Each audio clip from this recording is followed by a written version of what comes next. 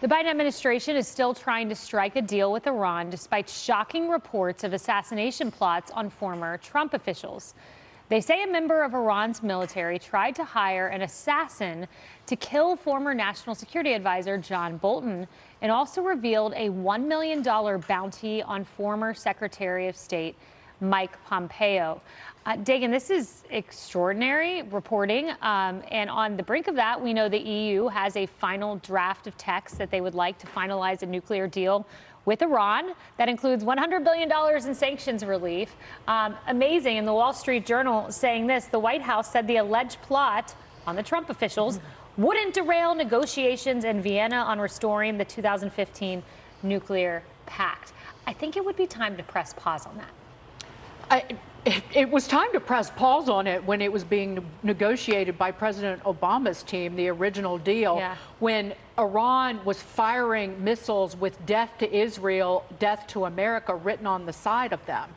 But somehow President Biden has done one better by trying to revive this deal by taking a chainsaw to our energy industry from moment one. One of the nations that was empowered and enriched and emboldened by that energy policy that put our prosperous industry on its knees was Iran. So we enriched Vladimir Putin, and he went into Ukraine. We're ultimately responsible for that, or the Biden administration is, and now the same with Iran, and Iran has one over on us. We need the oil. Biden went over to Saudi Arabia. He might as well have just made a pit stop in Iran for the same thing. So again, we have already enriched that terrorist nation. It's true. And Kennedy, it reminds me of the smash and grab robberies we have seen where like 25 people swarm a department store and just have at it. That's the world stage right now. This is Biden's smash and grab world. It wasn't you, but it was Russia going into Ukraine. It is China circling Taiwan. It is now Iran, apparently. It's Afghanistan being taken by the Taliban. I mean, it's a smash and grab free-for-all for America's enemies. And that's a great description of it. And that's why so many people were worried about the botched withdrawal of Afghanistan, because you can have feelings and be conflicted about, this long-term 2 decades war that was utterly senseless. That's one of the things that President Trump ran on was, not engaging in any more of these forever wars and trying to get out of them. But you have to get out of them appropriately in a way that doesn't signal to the rest of the world, that Louis Vuitton is open for sledgehammers. Right, exactly. And so it did do that. And, this emboldened retaliation, it's frightening. And whenever someone like that at that level is targeted for assassination, the Secret Service, the FBI, they let them know. And I thought it was interesting that, people who leave high-profile jobs in the White House, they don't have Secret Service. And John Bolton wasn't given a detail until there was an assassination plot, and he got some in December of last year. Amazing. And this is not unprecedented. During the Obama administration, we remember that the Saudi ambassador to the U.S. was targeted at Cafe Milano by the Iranian government.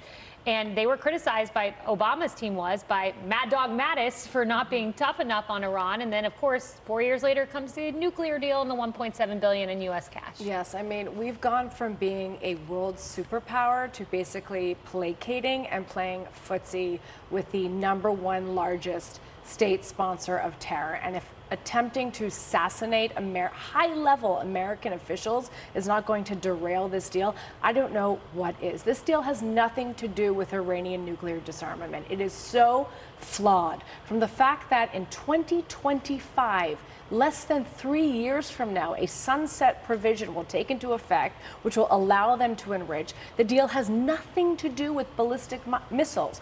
Ballistic missiles are what carry nuclear weapons. They're absolutely free to produce them.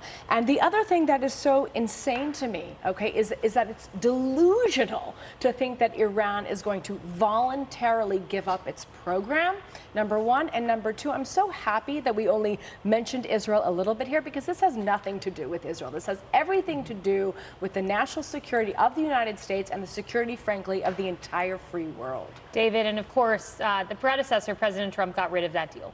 Yeah, and look, where we are right now is no matter what, Biden will keep pushing on this, from the original JCPOA to now to Kerry's environmental policies.